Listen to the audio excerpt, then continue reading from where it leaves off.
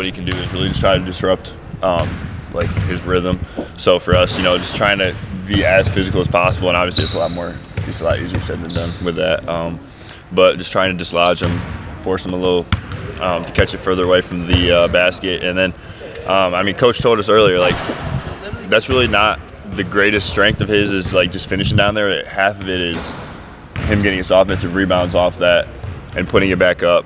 And that's going to be the half the battle right there, is being able to keep him off the glass after he shoots it. So if he scores a bunch of first shots, you can almost deal with it as long as he's not getting second chance opportunities. Yeah, second chance opportunities is probably what's going to kill us. So being able to do that, and then being able to trust our guards to make sure the perimeter guys don't get going too, is going to be a big part in that. So.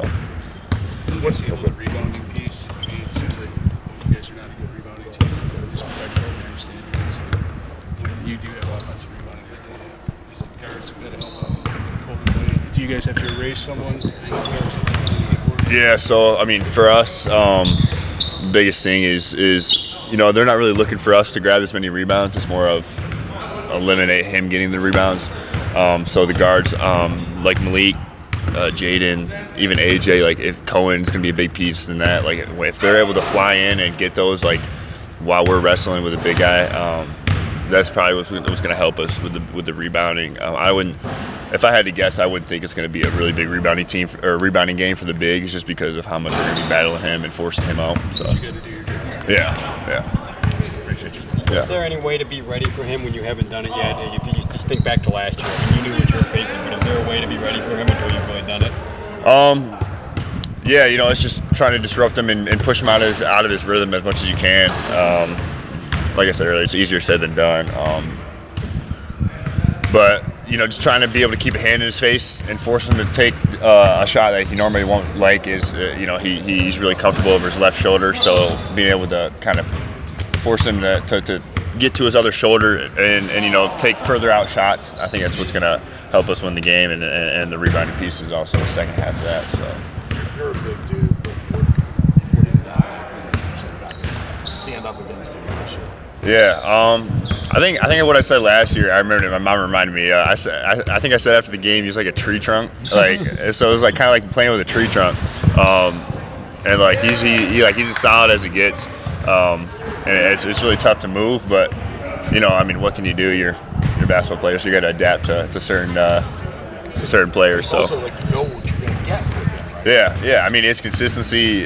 He's consistent with what he's doing and what he's getting offensively and defensively too. So and how he's doesn't really dropping ball screens and doesn't really try and do more than what he does. Yeah. He's run him in transition if you're clearing defensive backs. Exactly. Yeah, that's what I think. Us having, good versatility at the 5-man, I think is going to be really beneficial.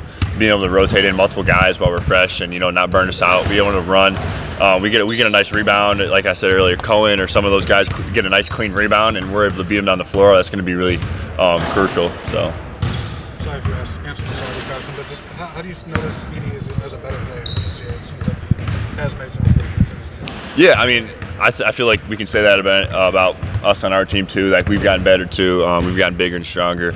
But yeah, he's going to be he's a force to be reckoned with, and it's never easy winning at Mackey. But I think if we just stay together, we've seen other teams that have done it. Ohio State's done it. Minnesota came really close. So being able to see other teams, kind of how they played them, and being able to kind of do what they did is going to be a big for us. What other lessons from some of those other teams, you think? Just trying to get the ball out of Edey's hands is going to be big too. When he exposes the ball, trying to slap down and trying to just poke it out when you can is going to be big. I think last year we did more of just kind of walling up and just kind of disrupting. But it's ultimately going to be a physicality battle down there. So. You guys as a group, I'm guessing probably take this as a challenge to sort of prove yourselves. Yeah. Have a big hand in potentially getting a win. Yeah, it's a national televised game. Everyone's gonna be watching. So it's a good game to make a name for myself too, and kind of just